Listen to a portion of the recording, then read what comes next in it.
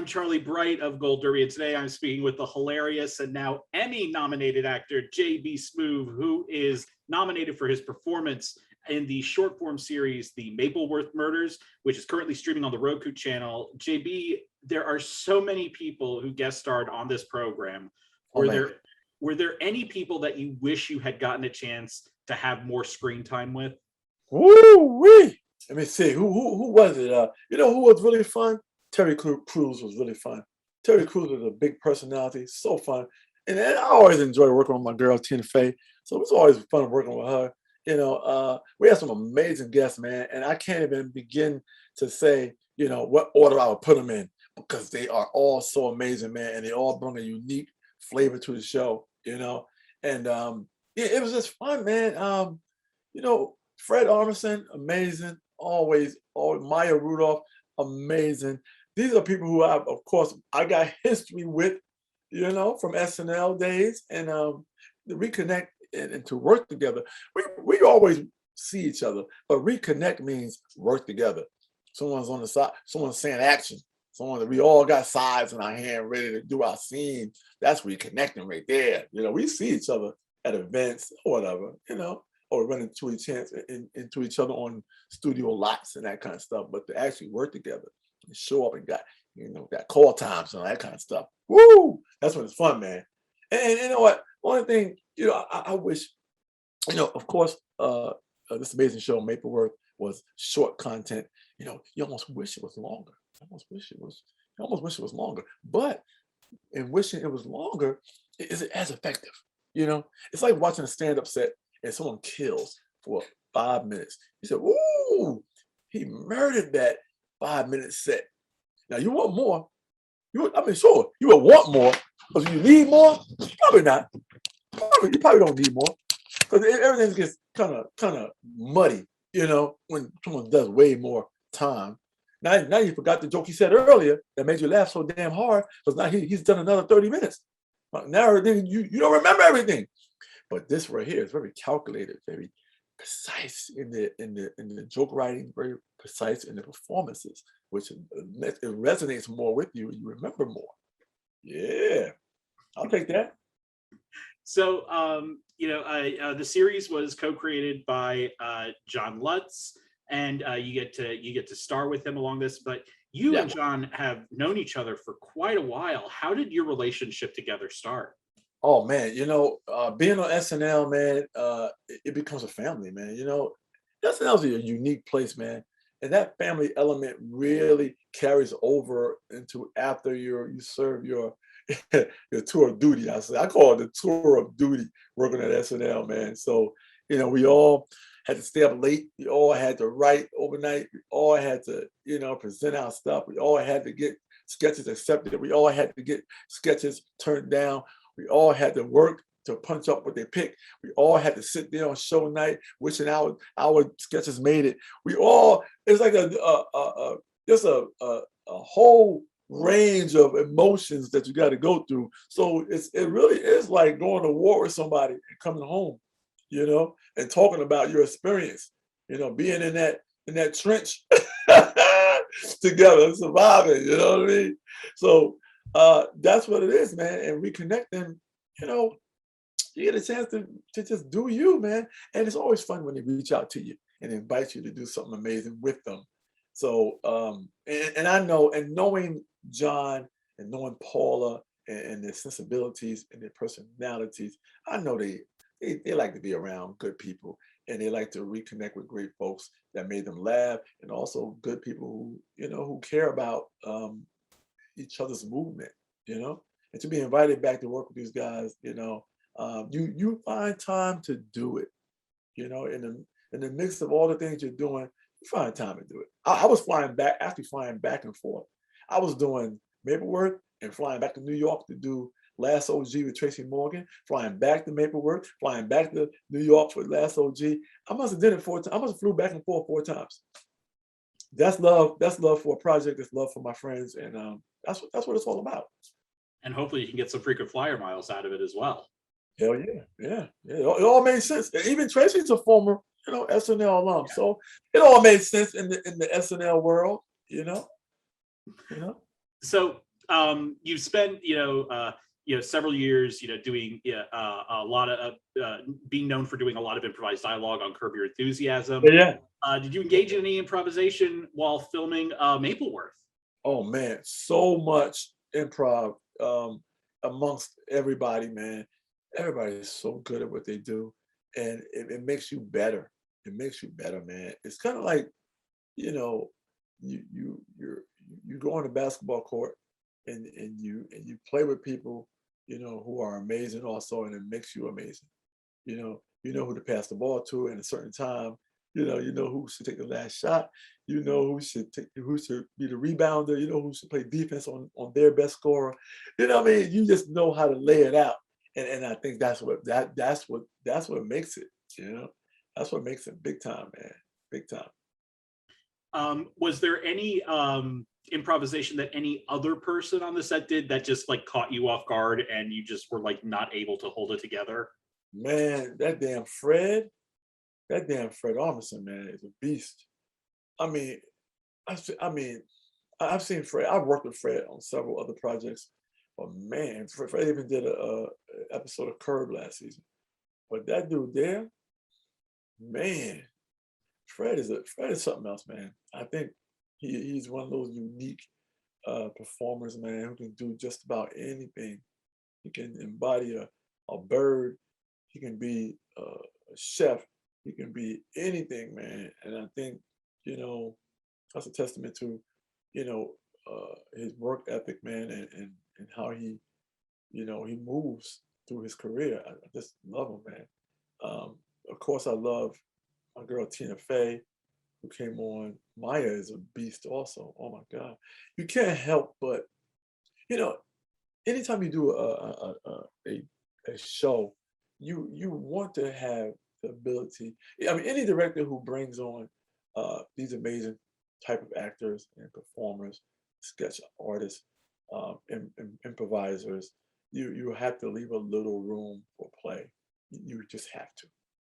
You have to give them what's written, and then they have to give you a for you take.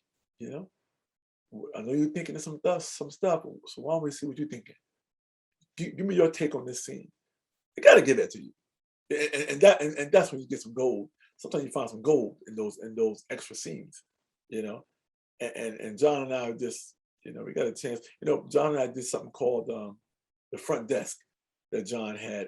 Really, really funny online show he had called the front desk, and man, so damn funny. He had tons of people did it, and me and John did one. Man, had so much fun doing that. And but we would do that kind of stuff, as well as Paula too. We would do that kind of stuff, even when we're off camera, at SNL in the writers' room. We would do that kind of banter and have fun with it. I think you plant these seeds and you end up, watching something grow. And you end up being able to use it in a different capacity. So that's what all that's for. Being real friends and being real supportive of each other, and you get a chance to see the result of that, in whatever you're working together on. So that's fun. I'm curious also, are you able to watch your performance after it's done? Because I know some people that have been in improv stuff on a set, but then they don't know if it's made it into the show because they're not they don't feel comfortable watching it. I'm gonna tell you something. When a lot of times I don't really remember what I said. When I'm improvising, I don't remember. I'll forget it, and then but I'm one of those people who likes to watch.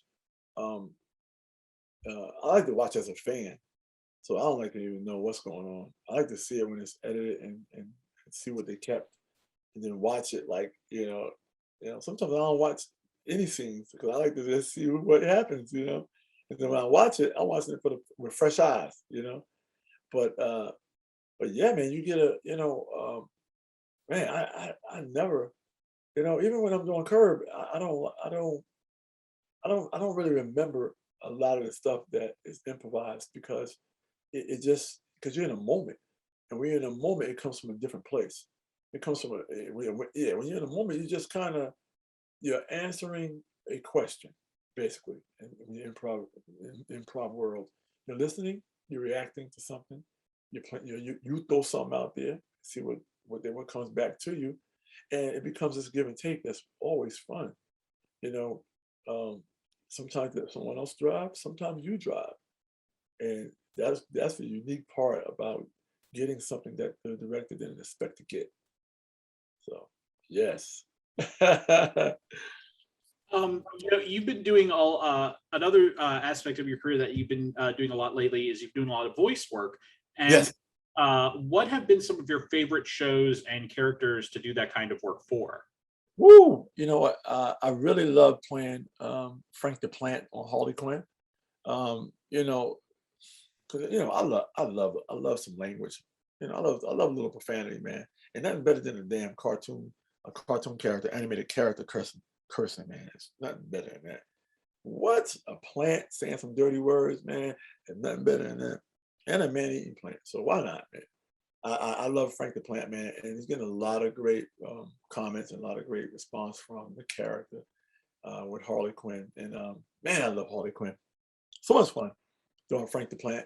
But I also had a good time doing on the show Woke with my guy Lamorne playing playing a pen, who's trying to help this dude navigate through life, man.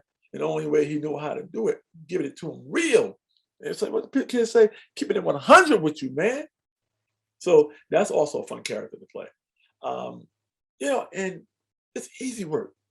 Doing animation is easy, man. You can do it from home. You can also go to the studio and do it. But man, it's just so fun, bringing those characters to life. So I've been really, really busy with the voiceover work in animation.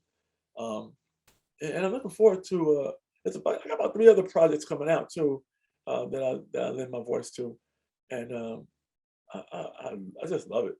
I love the I got a process. You show me how the character looks. Send me some mock-up of what you're expecting. How does the character look? How does it look exactly? And I can even when I'm doing my voiceover work, I do the mannerisms. When I'm doing Frank the Plant, I have my leaves up like this, and I'm talking to Holly. Holly, look at you, girl. And these are my leaves right here. So my leaves are always up. I'm always like, my, look at you, Holly. That shit's funny, and these are my leaves. Once I do my mannerisms, my leaves, I become Frank the Plant. Look at you, girl. Oh, somebody's having an ugly ass day. You know what I mean? So that's kind of, even though it's voice, you gotta embody the character. You gotta feel it on your skin, man, and and that brings that character to life. And I love it. Love it. So I mentioned that you scored your first career Emmy nomination for Mapleworth Murders for outstanding performance by an actor in a short form comedy or drama series. What was your reaction when you found out that after all these years you finally scored your first nomination? Like any actor, you can't exclude all the times you thought you might get nominated for something different. You can't, because that's what actors do. We work, we put our body of work out there, and we hope that we were nominated. Lord knows, every season on Curb, I say to myself, or I tell my wife, I say, I'm gonna swing for the fences this season. Maybe Leon would get nominated. And every season I say, baby, I'm going for the fences. Ooh, I'm batting 300, baby, this season so far. I'll tell her what's going on set. I said, baby, I'm telling you, Leon is in rare form this season. Let's see what happens. But you take those blessings, man, and I always say you got to start somewhere, man. And as long as you're having a great time, in your character, great time on the show. You're presenting something amazing for people to entertain people. That's all that really counts, man. That's all that really matters, man. And we wait for opportunities for the characters that we embody and that we really, really love to play, you know. And along the way, you get a chance to reconnect with friends, and it all works out. Thank you so much for joining us. This has been incredible, and we wish you all the best at next month's Creative Arts ceremony. Mm-hmm. And to all of our viewers, please like this video, smash that subscribe button, and don't forget to go to goldderby.com and use the Gold Derby app to make your predictions. Thank you so much, and we wish you all the best, JB. Thank you, man, for always being a great interviewer. And yeah, man, we'll see what happens, man. You know, and the main thing is that we have a good time, man, and we continue to bless these folks with some entertainment in these crazy times we're living in right now. So that's what it's all about.